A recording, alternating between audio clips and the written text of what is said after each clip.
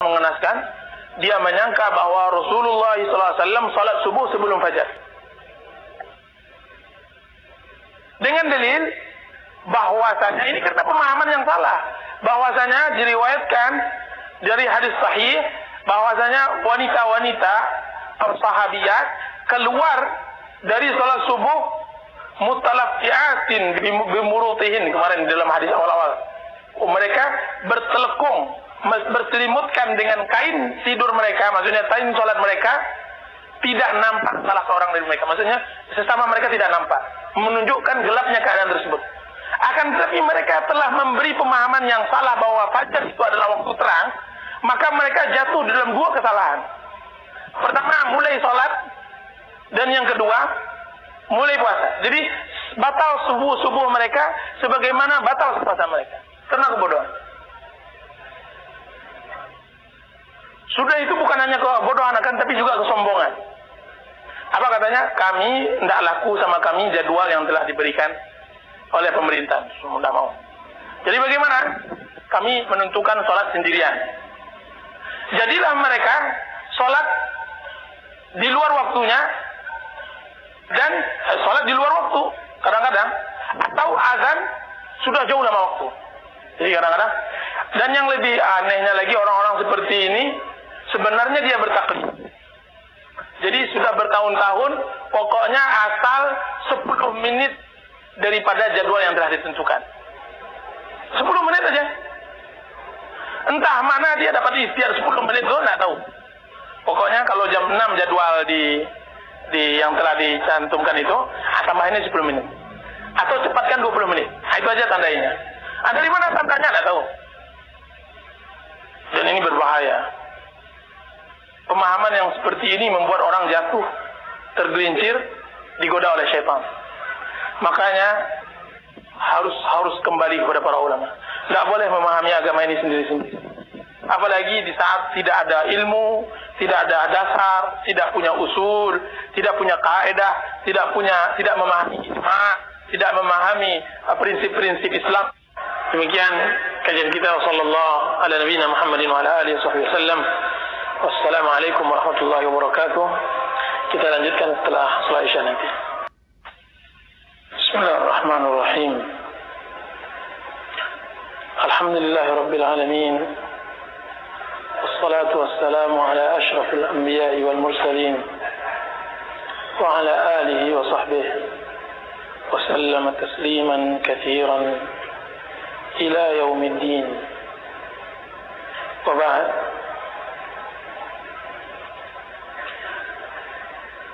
Kita lanjutkan kajian kitab Umdatul Ahkam.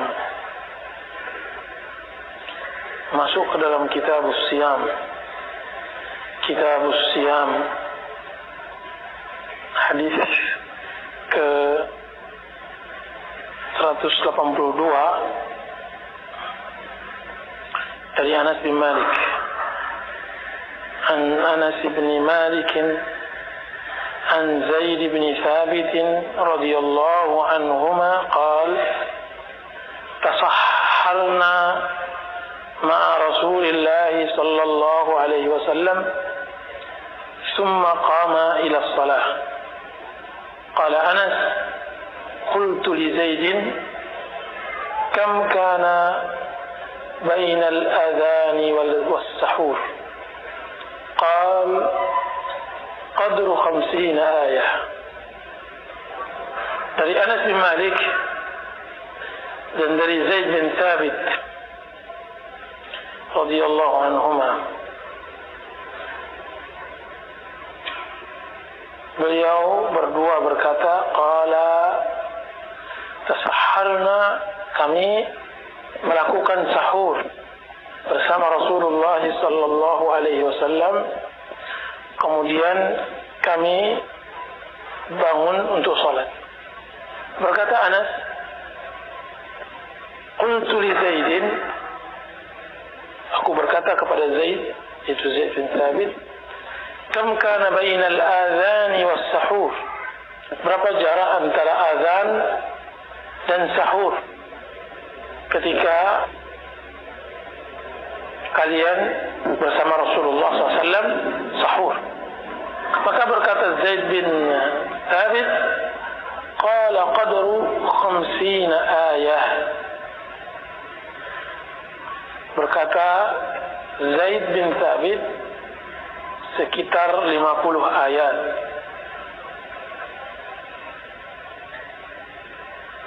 Hadis ini adalah hadis yang kedua membicarakan tentang salah satu keutamaan dan salah satu sunnah pada bulan Ramadan, yaitu bersahur. Hadis ini diriwayatkan oleh Anas bin Malik dari sahabiyun jalil Zaid bin Thabit. Jadi Anas bin Malik mengambil ilmunya kepada Zaid bin Thabit, karena Anas bin Malik termasuk sigar sahabah, sahabat yang terkecil. Guru beliau adalah Zaid bin Thabit, sebagaimana Abdullah bin Abbas guru beliau adalah Zaid bin Thabit. Disebutkan bahwa Abdullah bin Abbas ketika masa mudanya atau ke masa-masa belajarnya, dia berkata kepada saudaranya, mari kita belajar, mari kita mendatangi sahabat-sahabat Rasulullah SAW yang kibar, yang besar. Apa kata sahabatnya? Ya fulan, wahai Abdullah bin Abbas, sahabat Rasulullah SAW sangat banyak. Mereka orang-orang yang hebat, pintar. Kenapa anda menyibukkan diri anda dengan belajar?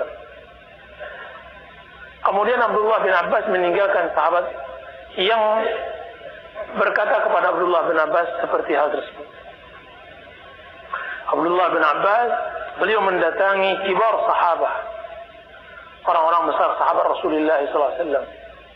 Di antaranya Zaid bin Thabit. Adalah Abdullah bin Abbas mendatangi rumah Zaid bin Thabit di tengah hari.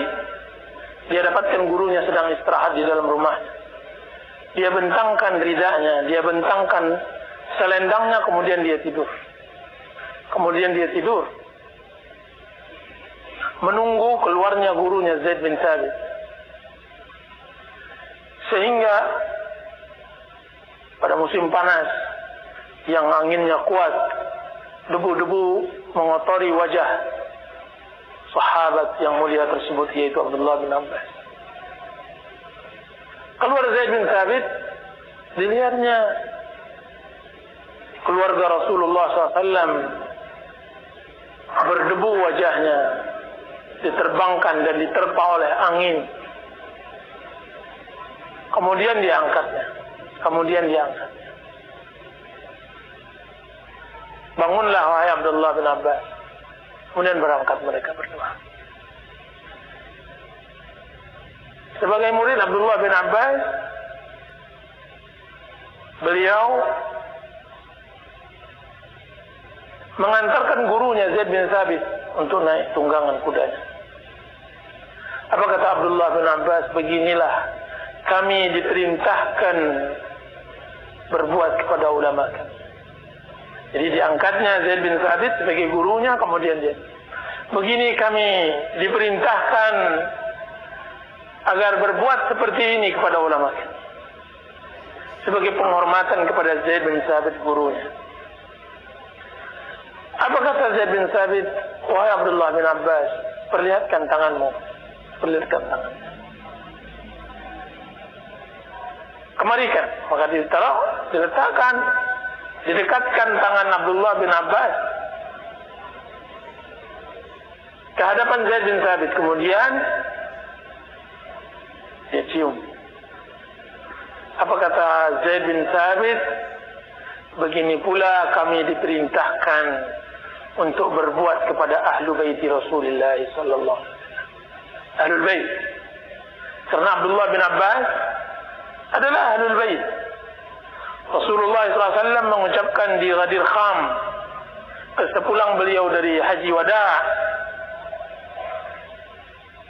alaikum bisunnati wa itrati, hendaklah kalian berpegang teguh dengan sunnahku dan menjaga keluargaku ahlul bait.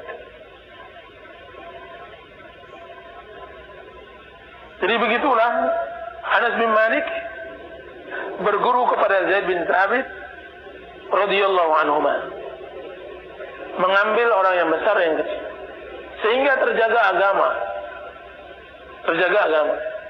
Di sini faedah bahwa Islam itu diturunkan oleh Allah Subhanahu wa taala dari generasi ke generasi. Innal anbiya'a lam yuwarrithu dinaran wala dirhama walakinnahum warrathul ilm. Sungguhnya para anbiya tidak meninggalkan dinar dan dirham. Para anbiya diharamkan untuk meninggalkan dinar dan dirham, tidak diwariskan keluarganya, dia tidak dapatkan. Walakin al-anbiya, akan tapi para nabi meninggalkan apa? Al-ilm, meninggalkan warrathul ilm, meninggalkan ilmu. Nabi meninggalkan ilmu fisika, ilmu matematika, ilmu apa? Tidak, ilmu din, ilmu yang menyelamatkan kita untuk ke surga, ilmu akhirat, warasul ilm.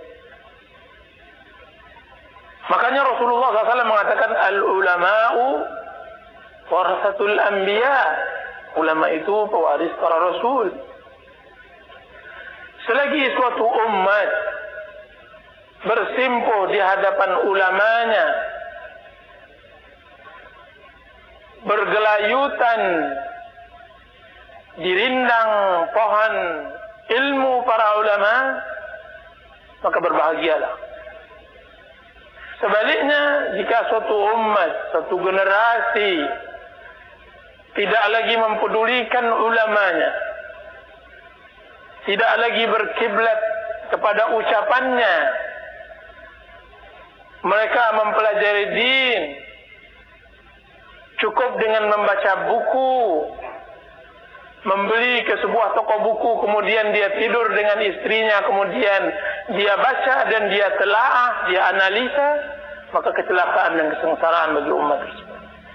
Karena agama ini diambil bukan dari buku ke buku. Tidak ada suatu umat yang akan berjaya dengan buku, tidak. Akan tapi jayanya suatu umat ketika mengambil agama ini dari mulut ke mulut, dari ulama kepada ulama, dan begitu seterusnya. Lihatlah kelompok-kelompok dan pergerakan di zaman sekarang ini. Kemana mereka sangkut pautkan agama mereka? Kemana mereka gantungkan din yang akan menyelamatkan dunia dan akhirat mereka? Kalau tidak diakal, sekurang-kurangnya buku yang mereka pelajari. Untuk menghadiri majelis ta'lim, jangan sebut, jangan harap, karena mereka menyangka bahwa ilmu cukup dengan di buku. Ada sebuah hadis yang menakjubkan saya, makna dari hadis tersebut. Rasulullah SAW mengabarkan kehancuran umat-umat terdahulu. Apa dikatakan oleh sahabat Rasulullah SAW? Ya Rasulullah, bagaimana pula kami akan hancur? Bagaimana kami akan binasa? Padahal setiap hari kami mengajarkan anak-anak kami. Al-Quran masih bersama kami. Apa kata Rasulullah SAW kepada para sahabat tersebut? Celaka kalian. Tidakkah kalian melihat umat-umat terdahulu, Yahudi dan Nasrani? Bukankah mereka ditinggalkan oleh Nabi mereka kitab-kitab? Akan tapi apa manfaat? Apa faedah adanya kitab pada diri mereka? Apa faedah adanya buku di diri mereka? Tidak ada. Kesesatan tetap kesesatan. Nah, hadis ini menunjukkan bahwa mengambil din dari mulut para ulama, dia adalah cara yang benar dalam mendalami agama. Akan tapi mengambil agama dengan buku, ini cara menyesatkan. kita katakan bahwa buku adalah penunjang, akan tapi bukan segala-galanya. Berapa banyak seseorang yang membaca buku kemudian salah tafsir? Berapa banyak orang yang meneliti sebuah buku kemudian dia salah pemahaman? Akan tapi jika seandainya dia duduk, mempelajari, hadir, tentu dia akan bisa bertanya dan semacamnya.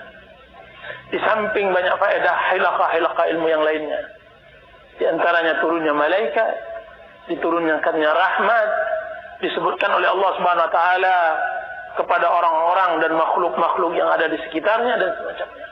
Itu faedah hilaqul zikr. Anas bin Malik mempelajari kepada Zaid bin Sabit. Kemudian dia ucapkan, dan alangkah agungnya ucapan tersebut. Kalau seandainya semua guru bercerita tentang keadaannya, maka Zaid bin Sabit bercerita tentang keadaan mereka bersama Rasulullah SAW.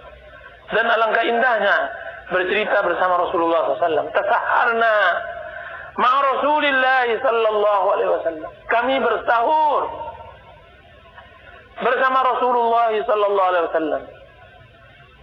Bersama Rasulullah. Seorang penuntut ilmu hadis mendengarkan kajian hadis, dia potong semua perjalanan yang jauh. Dia langsung mendengar tasaharna ma'a Rasulillah. Kami melakukan sahur bersama Rasulullah SAW. Seakan-akan bahwa Rasulullah SAW tuh bersama mereka. Kami bersama Rasulullah SAW sahur. Dekat.